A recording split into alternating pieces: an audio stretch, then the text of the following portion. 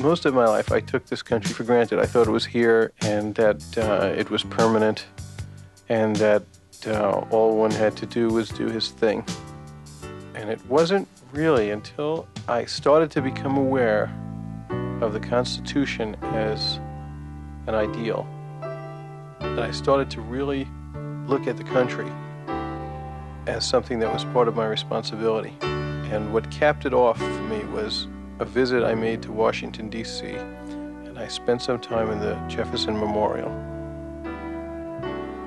And I could feel Jefferson's presence in the words that were inscribed in the walls.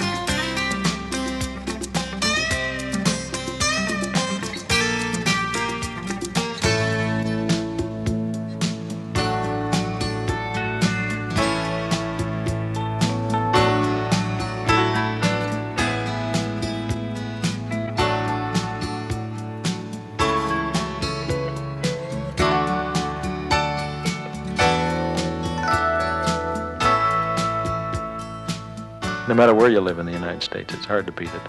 It really is. Nowhere else is there such a melting pot, or more tolerance, or more acceptance. I think we've got something here that we really ought to hang on to. We have a system that somehow manages to promote for each individual that person's seeking of his own destiny, to work into whatever he can conceive himself to be. And I think that sort of opportunity has never existed before in the history of the world. The difference is that here you can have a dream, and you can go after the dream. That's what's unique about America. And we love a good game.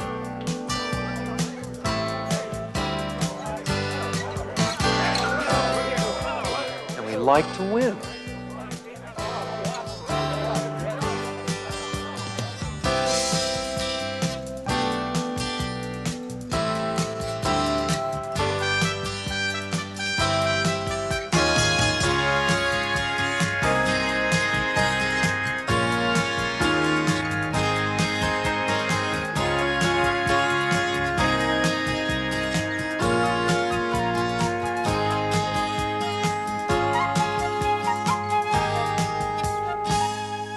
I think freedom means different things to different people.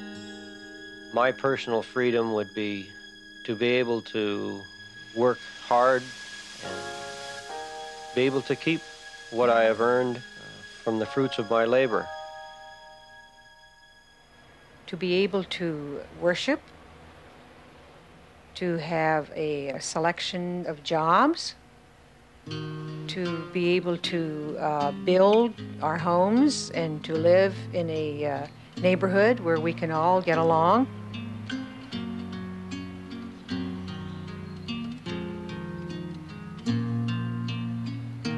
Having some room to be oneself, but without encroaching on anyone else's right to do the same thing.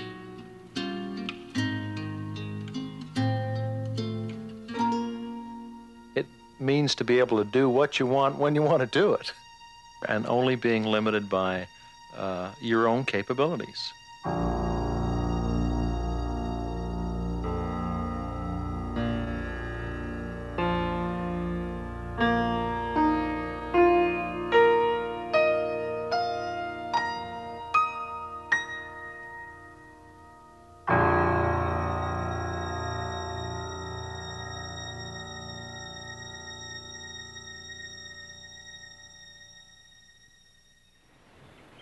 Freedom is not a passive type of thing.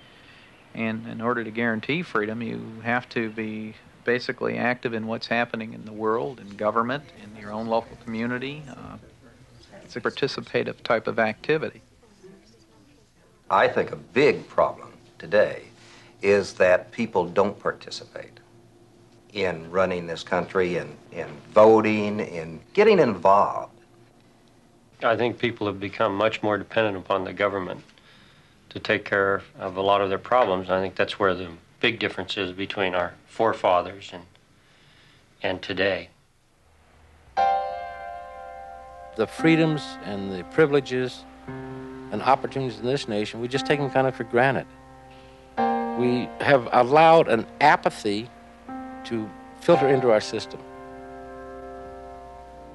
We're going to have to start with ourselves and raise some of our youngsters to have an ethic that working is not wrong, caring about your country is not wrong, and that having pride in accomplishment is good, not bad.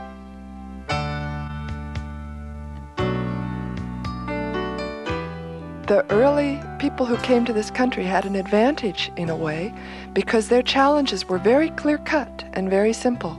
You either figured out how to live or you didn't survive. And today, it's a little harder because the challenges are still there, but they're not as clear-cut or easy to understand.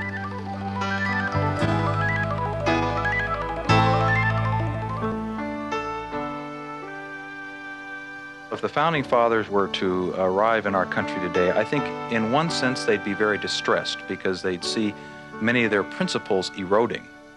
But on the other hand, I think they'd be excited because they would see what kind of growth this country was able to achieve over the past 200 years. But I think that growth came about as a result of what they had to offer, and we've made it in spite of the erosion, not because of the erosion.